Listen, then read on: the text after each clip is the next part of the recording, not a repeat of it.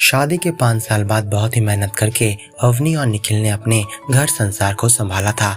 जब अवनी के पिताजी की मृत्यु एक कार एक्सीडेंट में हो गई तब वह 10 साल की छोटी बच्ची थी। उसके बाद से अवनी की माँ वसुंधरा जी लोगों के घर जाकर खाना पकाने का काम करने लगी और वहाँ से आए पैसों के जरिए वो अवनी को केवल मैट्रिक तक ही पढ़ा सकी। उसके बाद से अवनी खुद ट्यूशन करके 12वीं की कक्षा और कॉलेज की पढ़ाई पूरी की। जब शादी की उम्र हुई तब वसुंधरा जी ने अवनी के हाथ पीले कर दिए।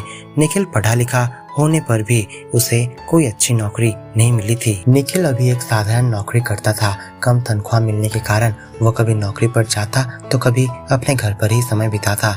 निखिल के माता पिता के गुजरे कई साल हो गए थे, इसलिए घर में सिर्फ उसे अवनी ही शासन किया करती थी। निखिल स्वभाव से बहुत ही आलसी था। अवनी की सैलरी भी बहुत ज्यादा नहीं थी। केवल अवनी के सैलरी से घर चलाना बहुत ही मुश्किल था, इसलिए अवनी निखिल को जोर जबरदस्ती काम पर भेजती थी। इसके बाद जब मधु का जन्म हुआ तब निखिल थोड़ा सुधर गया। उसका काम के प्रति लगाव बढ़ गया। अब निखिल बहुत कम ही घर पर बैठा रहता। अवनी और निखिल दोनों की इच्छा थी कि मधु को अच्छे स्कूल में भर्ती कराया जाए और इसलिए निखिल भी अब बहुत मेहनत करने लगा था। दोनों पति पत्नी के नौकरी करने से अब उनका संसार पहले से थोड़ा ठीक ठाक चल रहा था। मधु अभी 6 वर्ष की हो गई थी। अवनी उसे हिंदी मीडियम स्कूल से निकालकर इंग्लिश मीडियम स्कूल में भर्ती कर दी।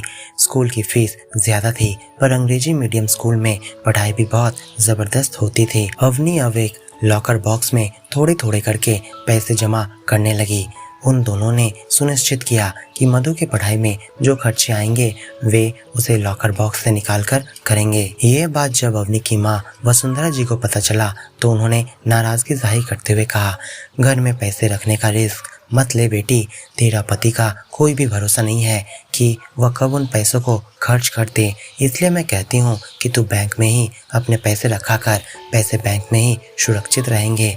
माँ, मेरे पास मोटी रकम थोड़ी ही है जो मैं बैंक जाकर उसे जमा करके आऊँगी। मैं तो घर खर्च में से थोड़े बहुत पैसे ही बचाकर रख पाती हूँ। अब कौन जाकर इस थोड़े से पैसे को बैंक में जमा करके आएगा। मैं तो ऑफिस निकल जाती हूँ और निखिल भी अभी ऑफिस रोज जा रहा है, इसलिए हम लॉकर बॉक्स में ही बीते 6 महीनों से पैसे जमा कर रहे हैं। अगले सप्ताह से अवनी की बेटी का फाइनल एग्जाम शुरू होने वाला है, इसलिए स्कूल से परीक्षा से पहले पिछले 3 महीनों का स्कूल फीस जमा करने का आदेश आया है। 6,000 रुपये उसे किसी तरह भी स्कूल वालों को देना है, इसलिए वो अब लॉकर खोलकर उसमें से पैसे निकालने की सोच रही है। शाम को घर आकर जब वो लॉकर खोली तो देखा कि उसमें केवल कुछ रुपये ही शेष बचे हुए हैं। लॉकर की चाबी तो मेरे और निखिल के पास रहती है। मैंने तो लॉकर से एक भी रुपये निकालकर खर्च नहीं किए हैं, तो क्या किसी ने इसमें से चोरी करके रुपये निकाले हैं? कौन हो सकता है? मधु या निखिल में से कोई तो जरूर है जिसने रुपये निकाले हैं। शाम को निखिल के आने से पहले ही वसुंधरा जी का फोन आया। बातों ही बातों में अवनी ने अपनी माँ को लॉकर में से पैसे गायब हो जाने की बात बता दी तो उसकी माँ कहने लगी, मैंने तुझे पहले ही कहा था बेटी कि तू बैंक में जाकर पैसे रखा कर, पर तू तो मेरी बात सुनती कहाँ है। तेरे पति ने ही इन पैसों को किसी दूसरी जगह खर्च कर दिया होगा। पति के आने से उससे बात करके देख क्या कहता है। इतना कहकर वसुंधरा जी ने फोन रख दिया। शाम को 6 बजे निखिल जब घर वापस आया तब अवनी ने पूछा, लॉकर में तो पैसे भरे हुए थे पर अभी वह खाली लग रहा है, क्या तुम वहाँ से पैसे निकाल कर लिए हो? मैं तो एकदम से भूल ही गया था। दरअसल रोहन ने मुझे बताया कि हमारे पड़ोस में एक नई लॉटरी की दुकान खुली है और वहाँ से कई लोगों ने लॉटरी खरीदकर लाखों रुपए भी जीते हैं, इसलिए मैंने कुल 40 लॉटरी टिकट्स खरीद लिए हैं, क्योंकि एक टिकट खरीदने से अपनी किस्मत तो आजमाया नहीं जा सकता है। उसी में 2,000 रुपये खर्च हो गए हैं। मैं तुमको विश्वास दिलाता हूँ कि इन पैसों को मैं तुम्हें ब्याज समेत लॉटरी जीतने के बाद वापस लौटा दूंगा और यदि तुम लॉटरी जीत ना सको तो क्यों हर समय तुम नकारात्मक बातें करती रहती हो? देखना, मैं ठीक जीत लूंगा और अगर जीत ना सका तो मैं काम करके तुम्हें सारे पैसे लौटा दूंगा। बचे हुए लॉकर में से पैसे निकालकर अवनी ने अपनी बेटी की स्कूल फीस को क्लियर किया और अब वे दोनों ही लॉटरी के रिजल्ट को लेकर उत्सुक रहने लगे। निखिल एक दिन दोपहर का खाना खा रहा था, तभी उसका मुरझाया हुआ चेहरा देखकर अवनी ने पूछा, क्यों जी, आज इतने उदास क्यों लग रहे हैं? सुबह भी आपने कुछ ज्यादा नहीं खाया और न ही अभी कुछ ले रहे हैं। और मत पूछो, हमारा तो नसीब ही खराब है। मैंने जो टिकट्स के नंबर खरीदे थे, ठीक उसी के पहले नंबर का टिकट जिस व्यक्ति ने खरीदा था उसकी लॉटरी लग गई है। मुझे तो बहुत अफसोस हो रहा है कि अगर किस्मत ने साथ दिया होता तो आज हम अरबपति बने हुए होते। इस बार तो लॉटरी हमारे हाथ से निकल गई है और इसी का दुख मुझे हो रहा है। ये सब बातें सुनकर अवनी भी उदास हो गई और कहने लगी, अब से तुम कभी भी लॉटरी के टिकट्स मत खरीदना। इस बार तो पूरे के पूरे 2000 रुपये पानी में चले गए। हमारी किस्मत में जो लिखा है वही होगा। लालच में आकर हमें इस तरह से पैसे बर्बाद नहीं करना चाहिए। अच्छा, मैं समझ गया हूँ, अब मैं कभी भी लॉटरी के टिकट्स नहीं खरीदूंगा।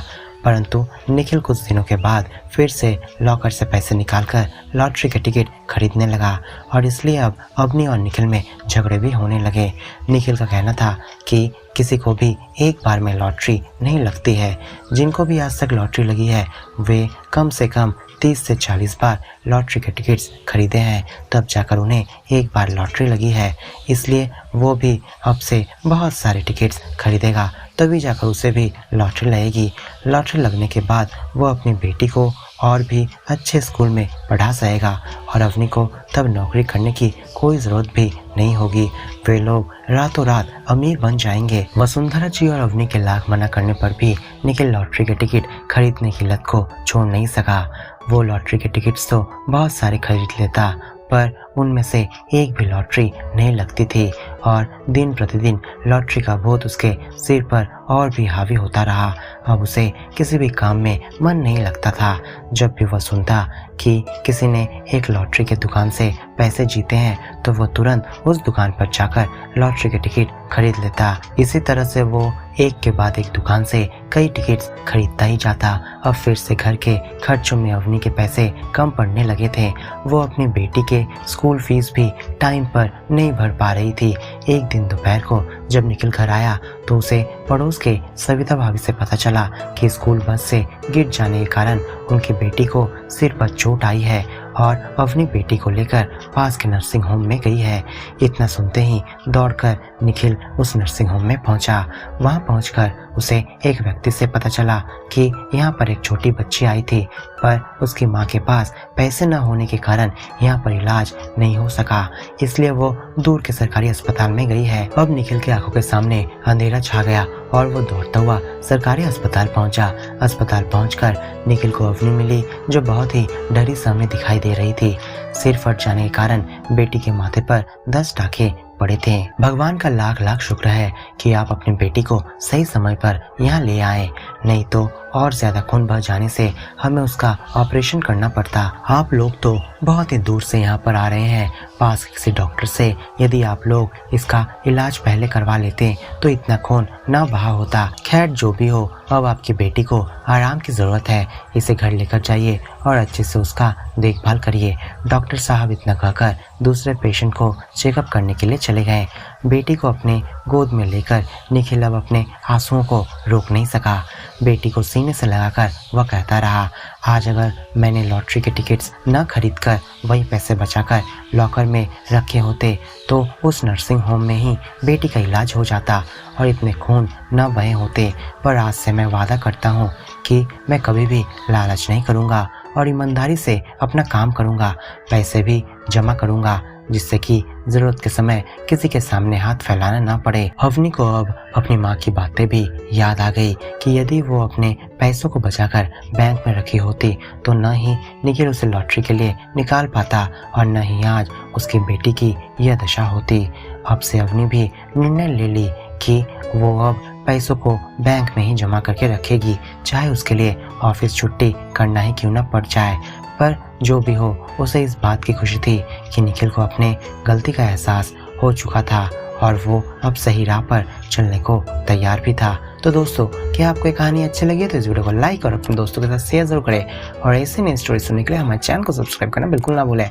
आपको कौन सी प्रकार की कहानी पसंद है हमें कमेंट में लिखकर जरूर बताएं।